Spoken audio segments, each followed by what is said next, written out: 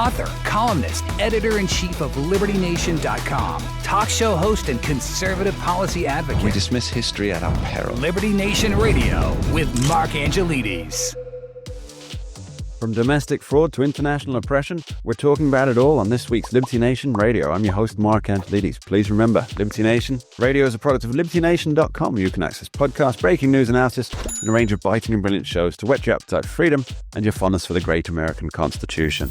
Hello, welcome back to Liberty Nation Radio, heard coast to coast on the Radio America Network. I remain, as always, your host, Mark Angelides. We're very fortunate to have with us this week a Liberty Nation author, Michelle White, who has been covering the on-the-ground fraud in Minnesota and across the country. And it really is in my opinion, it's one of the most important topics facing America today. Michelle, thanks for being here. Thanks for having me. So, Michelle, you've been covering this topic on the page of LibertyNation.com, and I do recommend everybody heads over and checks out Michelle's writings over there. Very detailed and quite worrying. Not your style of writing, but rather the ramifications of what you write about. Now, right. Michelle, the focal point here, ground zero, as you call it in your article, is Minnesota. So what's been happening, just for anybody who's had the unfortunate happenstance of living under an Airbnb rock for the last few weeks? Well, I was just having this conversation yesterday because I have met people who have not heard about it. It's been going on for years, but really a video reporter or YouTuber brought it to the surface, but it's been going on since I think 2021. Don't quote me on the dates, but essentially it's been a large scale fraud operation happening within the Somali community, predominantly within the Somali community. And there've already been, I think, 90 indictments, 63, 64 have been convicted. But now President Trump is putting a whole of government approach on it and putting the microscope right on Minnesota as ground zero, as you mentioned. And the administration is calling it ground zero, but they're also focusing nationwide. And so he's implemented a few initiatives. They've started an assistant attorney general devoted just to that, which should be interesting to see what they uncover. They've sent ICE agents there. They've stopped the flow of money. And like I said, throwing the whole kitchen sink at the problem. Mm.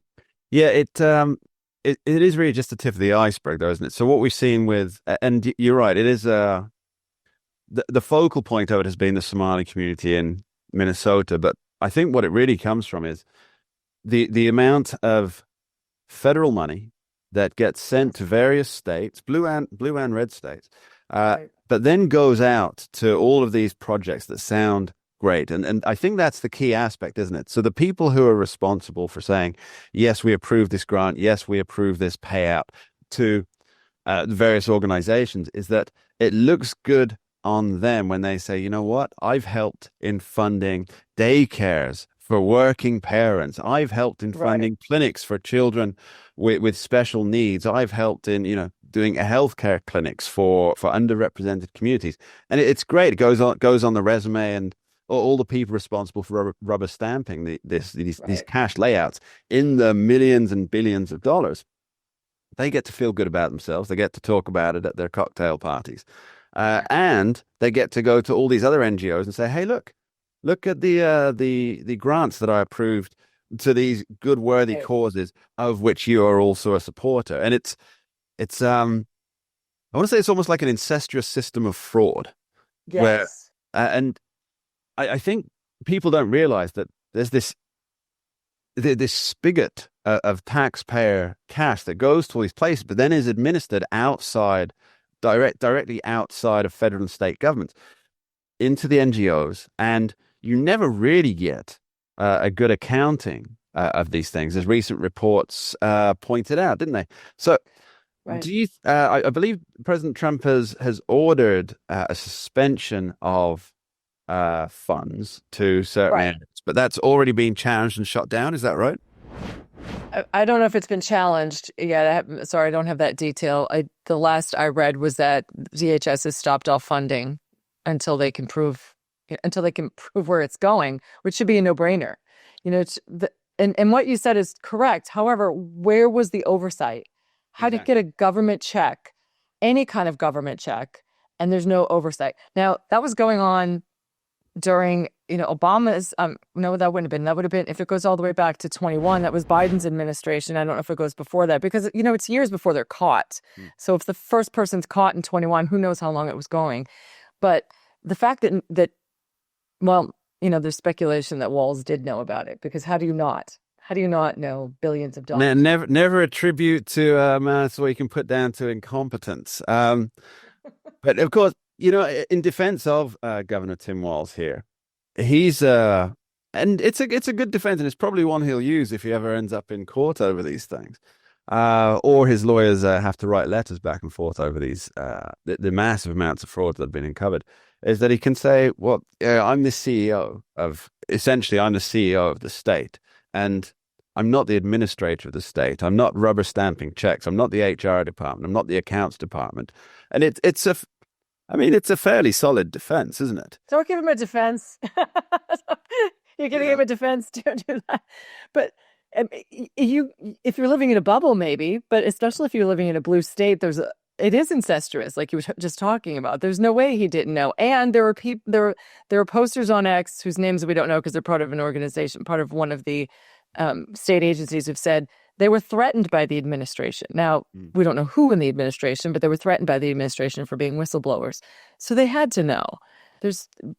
I find that incredible that he didn't know or anybody in his administration didn't know, especially when there were others saying that they were threatened for talking about it. But I guess we'll all see when it shakes down, but I'm surprised it took this long because with that much money and that being such a $9 billion, I think, and they still don't even know how much. When law enforcement says we haven't gotten to halfway to the bottom, it's bad. Or when the U.S. attorney says it was breathtaking, took his breath away, and he's a seasoned fraud prosecutor. I'm just afraid to hear what it's going to be at the end of the day. But the worst part is that this money was flowing to terrorist groups. Yes. And yes. No American is happy with that. Yeah, just to clarify that for those who aren't familiar with it, a lot of I don't want to say a lot because I don't know the figures or the proportion, but it's been discovered that a proportion of the funds that went to these Somali health clinics, Somali daycares, was being funneled out of country, possibly in the form of a remittance, but direct to Al-Shahab, which is a terrorist organization. And yes, so it does come down to two things, I think. One, it's the American taxpayer that's paying for this.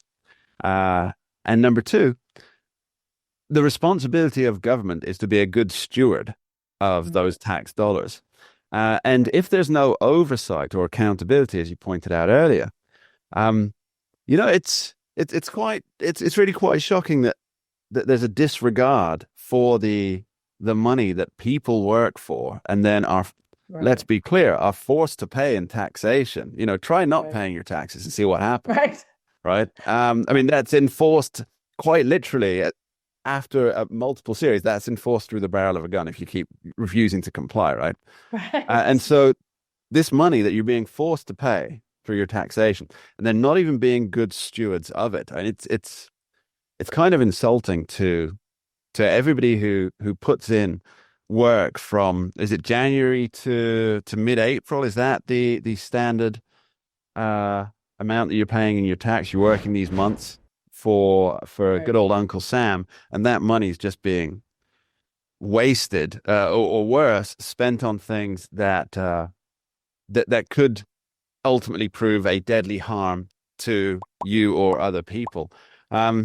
Let's delve a little bit into Governor Walz and how his political career has been affected by this. After this short break, don't go anywhere. We dismiss history at our peril. Liberty Nation Radio with Mark Angelides.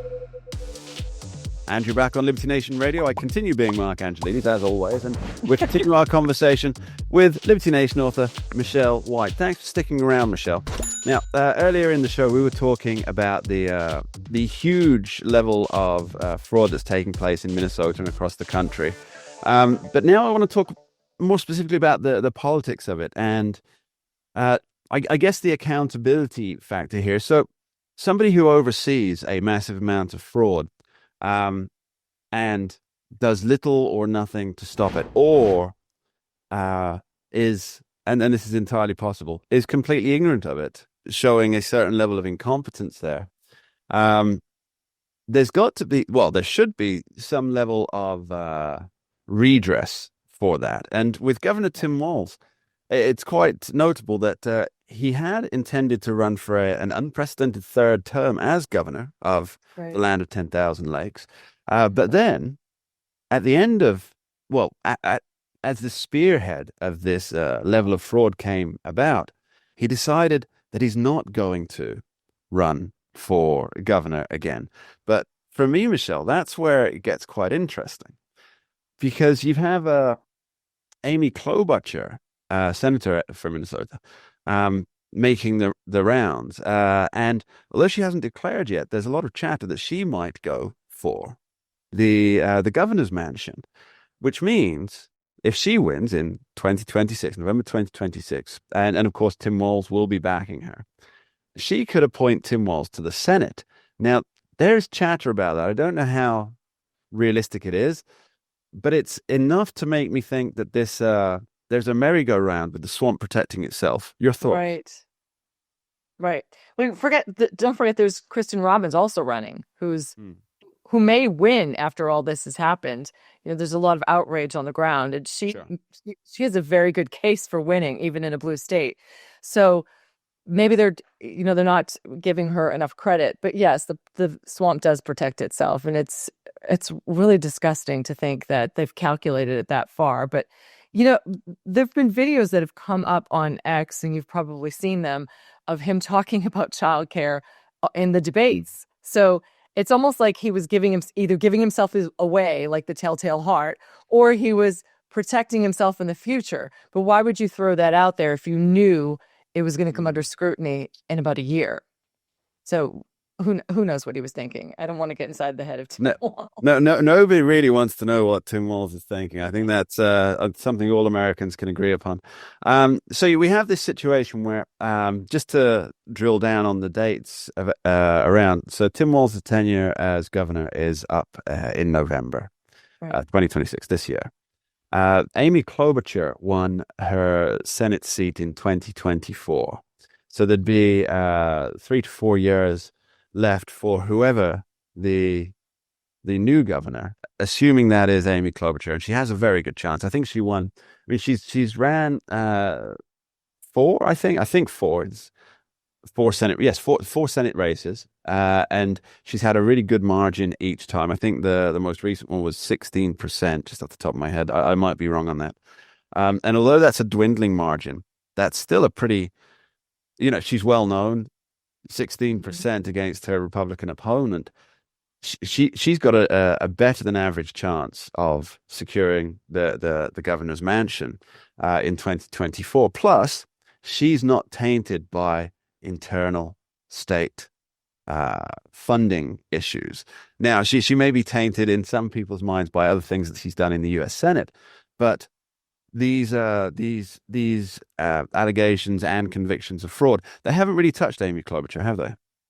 No, but there is guilt by association. So, and a lot can happen between now and November. We don't know what these investigations or prosecutions might turn over. So I wouldn't say that Robbins is out. It's too soon to tell, but you're right. She can claim, plausible deniability, being outside, being in D.C., but if this were the Republican Party, they paint the whole party guilty of one person's crime. So sure, who knows? It's hard to tell, but it's an interesting story, and one that we should follow really closely, just because it does make for good chatter. It really does, and of course, the reason why one person's sins are reflected across an entire party, in this case, the Republican Party, is because the people who would be doing the accusations, the j'accuse, are collectivists, and they believe in collectivism in every form, except when it comes to themselves, which is right. Because that would be too tough, right? To apply one's own standards to oneself. No, we're not going. I don't think we're going to see. In fact, let's be fair, we're not going to see that from any politician where they apply their regardless of political leanings. So let's talk about what might happen in 2026, because just as a broader topic, obviously we have the midterms coming up, and historically midterms have been pretty poor for the sitting party, controls the White House. And it looks like Donald Trump's going to try and buck the historical trend. But I don't think the numbers add up. What's your take? Well, I never trust polls because remember right before the 2016 election, the polls showed that he was going to lose by double digits. So that's when I learned I don't trust the polls anymore. I really don't know. I haven't followed all of the analysis, but I think, someone had said at Fox News one time that he was early on, this is the don't blink presidency. And the anchor on Fox had said that. And I've maintained that as well. It's you can't blink because there's too much coming out of the White House. And I don't think it's because there's a political angle. He really wants to get a lot done. He's got a short amount of time to do it. He's had 4 years to think about all the things that he wants to do to make America great. And he doesn't have time to lose. And it's just one after the other after the other. And we're going to start to see those results, especially come tax season, but also in what's going on in Venezuela, Cuba, Iran. We're going to start seeing results, and I think that's going to change the election. He's probably confident in that because coming from a business mind and a business world, you have a plan, you execute it, you see the results, and he knows what he's doing. So he's probably standing on that, but I don't think he's making these decisions based on politics. He's making every decision based on what's best for America, and he has a solid team. And so I think people are seeing that. Well, just like we're talking about this, what's going on in Minnesota, the shooting that happened on Wednesday, ICE got right ahead of it and didn't let the media spin the narrative. They put out the video, they stayed on top of it, and it's been a very transparent administration. He sat down with 4 reporters from the New York Times. He talks to anybody. This is a very transparent administration. And whether people love him or hate him, they can't fault him for loving the country and then being open about what he's doing. So I think that's a new dynamic that we've never had before. And it's hard to put the old form of calculating how the midterms are going to go with President Trump. He's just he's one of a kind. He's a different animal. That's for sure. You say about the don't blink presidency. I think that part of that in itself could be one of the main issues for him coming up to 2026. Because if you remember first term Trump, he every initiative he took, every policy that went out, he would spend 3 to 4 weeks, selling it across the media and until the narrative became firmly set for his base. Obviously, the opposing narrative for those who didn't support him would become firmly set. But he was in this situation where he would take an action and then he would sell it and tell people why it was good, in his opinion, why it was good, tell people why it was working, why it's the right thing to do.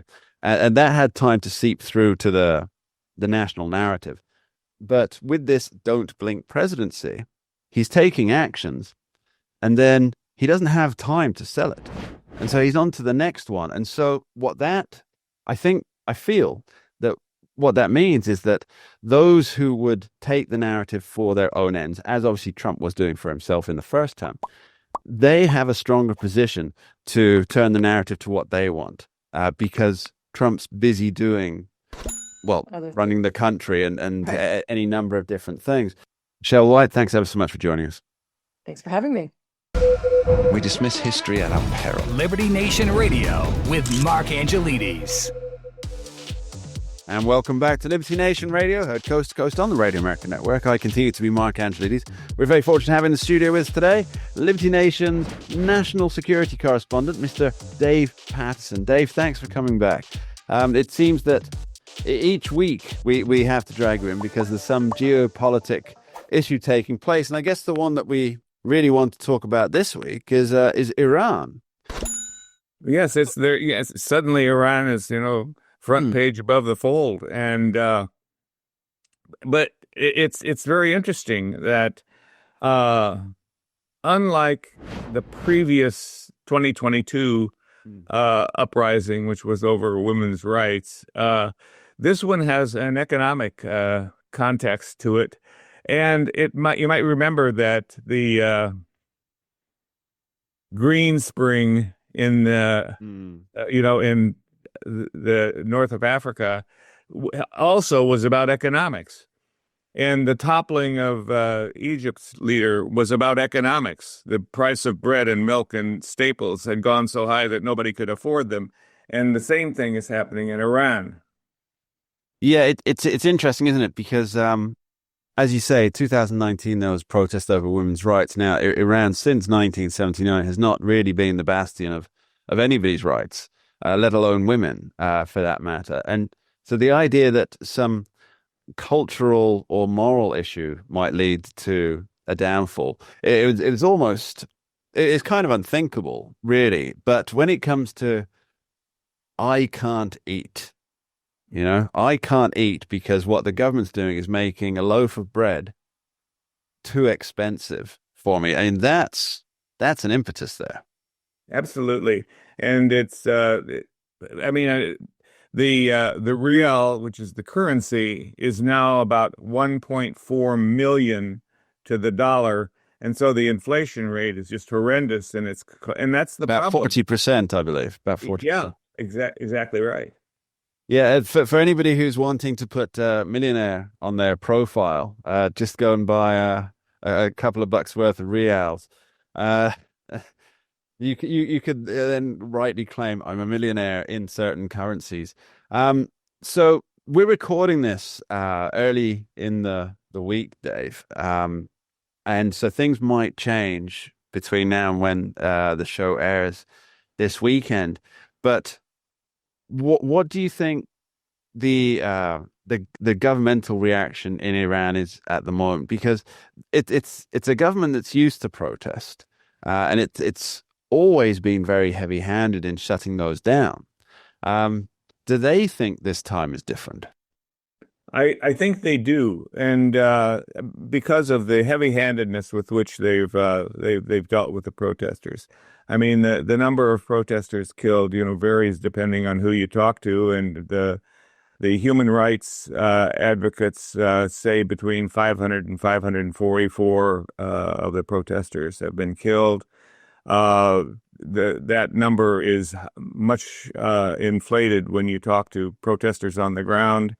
They maintain that it's closer to 3,000, with 114 of the security forces having been killed as well. And so it's a big deal. I mean, it's not just this little uprising, and it's, even though in the past, when there's been significant protests, I mean, even when there was the peak of 1 million back under Obama, there has not been this level of violence against the protesters. And you can, and you know that it's that the government is concerned. I mean, they've basically blacked out all internet, and even the landlines they have cut. Right. So that actually ties in with the amount of casualties being reported, I think, because obviously there's always the fog of war situation where people don't know exactly how many casualties there've been, how many deaths there've been. But there's also a political gain for each side of this set to. I think set to is understating it, of course.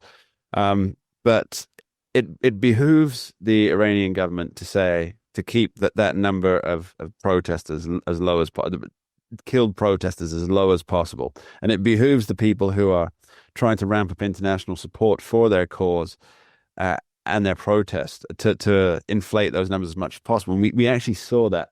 I mean, we see that in almost every conflict, didn't we? We saw that in Gaza, Yes. where it's funny, isn't it? Because the figures that were coming out from the Palestinian side were the ones that were treated as gospel by much of the world's media, who were more sympathetic to Palestine, and the numbers that were coming out from the Israeli government, they were frowned upon. Looked at, well, you can't trust them because they're off killing all these people, whereas Yeah, you can trust Hamas because they're sure, yeah, upright. because those are the nice guys, right? Right. And of course, we've seen a similar thing in Ukraine and Russia too, where each side's trying to minimize their own losses and escalate the amount of casualties they've caused. And so shutting down the internet, disrupting landline service as well, that's a way of ensuring only the dominant narrative escapes, I think. But back to how the Iranian government feels about this, I think this is notably more different because for now, it seems that the merchants are against the government. And I'm sure some of our readers know about this. Maybe our listeners know about this. Maybe not all, but there's certain segments of society in Iran, and they can be quite easily classified, even though they're not entirely black and white structures. But the merchant classes, the ones that have always really supported the ruling government, because they were doing okay fiscally. But now a lot of these protests seem to be run by the merchants, who were the core supporters of the regime. Does that make sense? Yes, it does, and you're exactly right. The merchants were the first ones that basically shuttered their stores, and in protest to the high inflation rate. And you have to realize too, I mean, that's the high inflation rate comes as a consequence of the sanctions that have been put on Iran, and the fact that the Trump administration, as well as the EU, has upgraded their sanctions to where they're very, very strict, limiting. And so the consequence of that is that you have an economic crisis. Yeah, I just wonder if because they're narrative masters in Iran. There's no denying it. They're narrative for the domestic audience. They're narrative masters, and I wonder if they're not necessarily the end game, but a path towards the end of this. And there are multiple ways this could go. Is to say that the reason you're struggling, the reason you're protesting, is because of the economic situation. The economic situation is directly attributable to the sanctions that the great Satan, the little Satan, and their cohorts in Europe have put on our country. They're strangling you. Now, yeah, in fact, just playing devil's advocate. Yeah, See, the way out of it is to stop being a murderous, terrorist supporting group. Then the sanctions are gone. I get that, of course. Right. But please. But and in fact, the narrative that is coming out of the mullahs is that this is not anything new. This is just an extension of the Israel-Iran war. And the fact that they consider the war to be continuing. It didn't end after the 12 days in June. Right. Yeah. It's such a strange situation. It's really not like anywhere else, I think. And tell me if I've got my analysis off here. But there's a very good piece by Tim Donner on the pages of libertynation.com, where he talks about the age of Iranians, and the vast majority of them are around 20s, 30s kind of age. So they weren't alive, aware of what Iran was before 1979, when the mullahs took over. And you have this situation where Iran was this jewel of the Middle East, and so it's not like, for example, Afghanistan. I'm sorry, I'm not explaining myself particularly well, but if you take Afghanistan has always been a bit of a hellhole. There's been very few times in history when it was anything but, at least in modern history. But with Iran, it was once this beautiful, prosperous nation, a bastion of freedom in an otherwise quite repressive region. And so it could go back to just 40 years ago. Yeah, 40 years ago, 45 years ago, 46 years ago, without too much difficulty, because, there are still people alive there, and they're the older generations, of course, but they're the old generations who've lived under the Shah, who lived in relative prosperity and peace. And so it strikes me, it's an individual case, and it's not like anywhere else in the world. Yeah, I think that's right. I mean, the average age, according to Tim, as I read his article, is 32, and so that's fairly young, And the other thing is you're right. It was really a beautiful place. I visited there and stayed in a hotel, and I expected Sidney Greenstreet to suddenly appear before me. It was that kind of an ambiance that was really quite special. And so and it could easly, well, easily is a flip term, but it could go back to the way it was. And as long as you have a government that is of the people. Yeah, that's the key ingredient to any successful society. Dave, we're going to be back with you after this short break. Don't go anywhere. We dismiss history at our peril. Liberty Nation Radio with Mark Angelides. And you're back on Liberty Nation Radio. I remain Mark Angelides. We're continuing our conversation with Liberty Nation's national security correspondent, Dave Patterson. Thanks for sticking around, Dave. Now, earlier we were talking about what's happening in Iran, how these protests are different to other protests that have been going on in the region. But I'd like to talk about Donald Trump and he seems to, as you told me before we were recording, he seems to have a global strategy in mind. Could you give me your outline on that? Yeah, I think that if you look at the national security strategy, I mean, he does first things first. Yeah. First, we're going to deal with our neighbors to the south and the Western Hemisphere, and he's dealt with Venezuela quite adroitly, and look at what he is most interested in. Obviously getting rid of Hezbollah and the cartels, but to create an economic powerhouse through the oil, which had been really, really poorly handled by Venezuela, but to establish this powerhouse of oil right in our backyard, and not only benefiting the U.S., the oil companies, but the Venezuelan people, like they haven't been benefited before by their own. And that he's establishing this economic behemoth. It's an engine, isn't it? It's an economic. Yeah, it is. And then you look at,